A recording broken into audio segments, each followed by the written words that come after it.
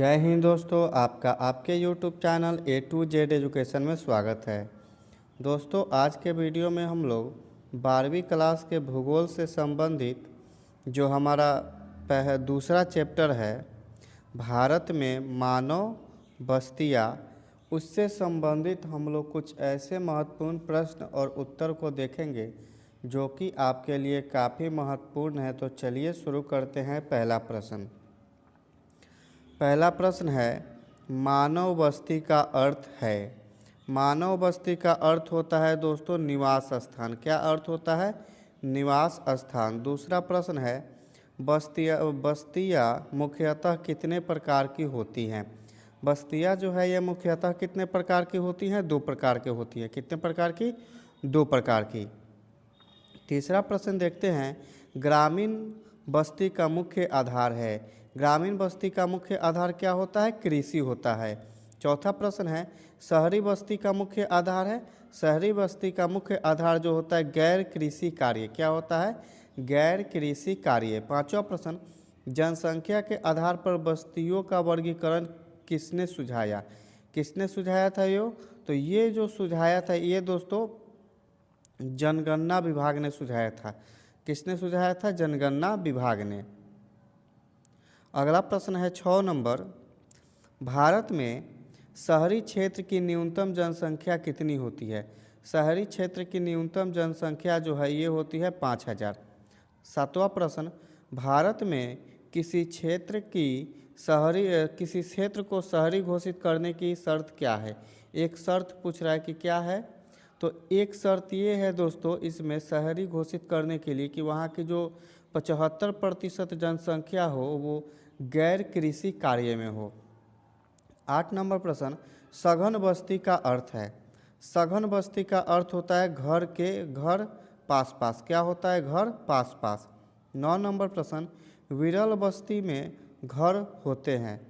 विरल बस्ती में जो है घर कहाँ होते हैं? दूर दूर होते हैं। कहाँ होते हैं? दूर दूर।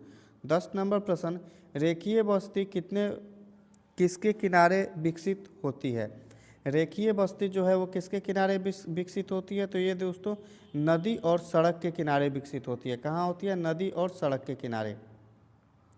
11 नंबर प्रश्न, वृत्ताकार बस्ती का विकास होता है। वृत्ताकार बस्ती का विकास जो है जल स्रोत के चारों ओर होता है। कहाँ होता है? जल स्रोत के चारों ओर। 12 नंबर प्रश्न, चौरस्कार बस्ती किस क्षेत्र में सामान्य है? चौरस्कार बस्ती जो है ये किस क्षेत्र में होता है? तो ये होता है समतल भूमि पर। कहाँ होता है? समतल भूमि पर। 13 नंबर प्रश्न, महानगर की जनसंख्या होती है। महानगर की जो जनसंख्या है ये होती है 10 लाख प्लस होती है। कितना होती है? 10 लाख प्लस। 14 नंबर प्रश्न, मेगा सिटी की जनसंख्या होती है। मेगा सिटी की जनसंख्या 1 करोड़ से अधिक होती है। अगला प्रश्न 15 नंबर, शहरीकरण का अर्थ है। शहरीकरण का अर्थ होता है शहरों की वृद्धि। क्या होता है? शहरों की वृद्धि।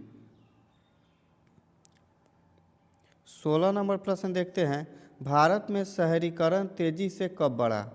भारत में जो है शहरीकरण तेजी से स्वतंत्रता के बाद बढ़ा। कब बढ़ा?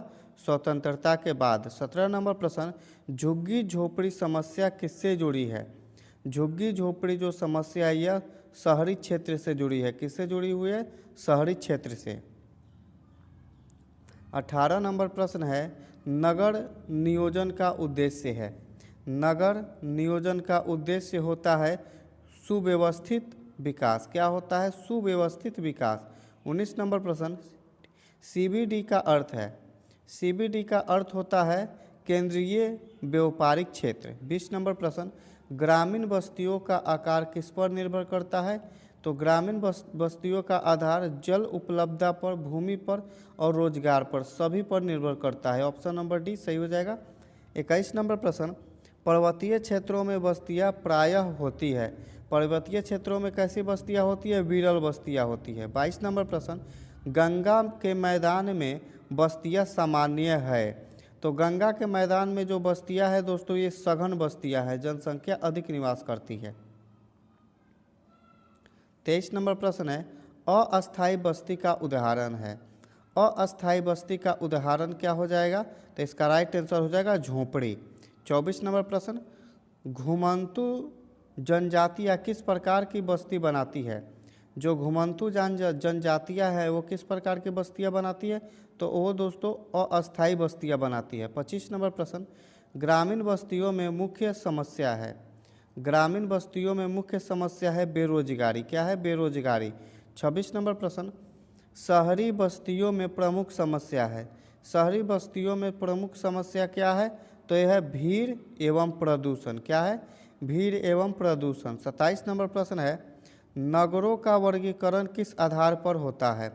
नगरों का जो वर्गीकरण है ये किस आधार पर होता है? नगरों का वर्गीकरण जनसंख्या के आधार पर होता है। किस आधार पर? जनसंख्या के आधार पर। 28 नंबर प्रश्न है, उपनगर किसके पास विकसित होती है? उपनगर जो है ये किसके पास विकसित होती है? महानगर के पास विकसित होती है। 29 नंबर प्रश्न, उपग्रह नगर किसके आसपास बसते हैं? उपग्रह नगर जो है ये किसके आसपास बसते हैं? तो ये बड़े शहरों के आसपास बसते हैं। 30 नंबर प्रश्न, औद्योगिक नगर का उदाहरण है। औद्योगिक नगर का उदाहरण क्या हो जाएगा? जमशेदपुर हो जाएगा। क्या हो जाएगा? जमशेदपुर। 31 नंबर प्रश्न, प्रशासनिक नगर का उदाहरण है। प्रशासनिक नगर का उदाहरण चंडीगढ़ हो जाएगा। 32 नंबर प्रश्न, बंदरगाह नगर का उदाहरण है। बंदरगाह नगर का उदाहरण जो है ये मुंबई हो जाएगा। क्या हो जाएगा? मुंबई। 33 नंबर प्रश्न है, धार्मिक नगर का उदाहरण है। धार्मिक नगर का जो उदाहरण है वाराणसी हो जाएगा। 34 नंबर प्रश्न, शहरी क्षेत्रों में कार्यरत लोग मुख्यतः किस क्षेत्र में आते हैं? जो शहरी क्षेत्र में जो कार्यरत लोग हैं वो प्राथमिक, द्वितीय और तृतीयक सभी क्रिया में होते हैं। ऑप्शन नंबर डी सही हो जाएगा। 35 नंबर प्रश्न, ग्रामीण से शहरी प्रवास का मुख्य कारण है। ग्रामीण से शहरी प्रवास का मुख्य कारण है रोजगार। 36 नंबर प्रश्न, मलिन बस्ती किसे कहते हैं? मलिन बस्ती जो है वो किसको कहते हैं? तो कहते हैं अव्यवस्थित आवास को। किसको? अव्यवस्थित आवास को। 37 नंबर प्रश्न, स्मार्ट सिटी योजना का उद्देश्य है। स्मार्ट सिटी योजना का उद्देश्य है आधुनिक शहरों का विकास। 38 नंबर प्रश्न, नगरों में जल आपूर्ति की समस्या का कारण है। नगरों में जल आपूर्ति की समस्या का कारण है अधिक जनसंख्या। क्या है? अधिक जनसंख्या। 39 नंबर प्रश्न, ग्रामीण बस्तियों का मुख्य कार्य है।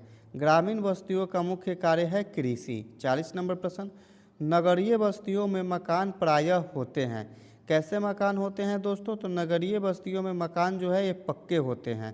41 नंबर प्रश्न, आयताकार बस्ती किस क्षेत्र में पाई जाती है? आयताकार बस्ती जो है ये समतल भूमि पर पाई जाती है।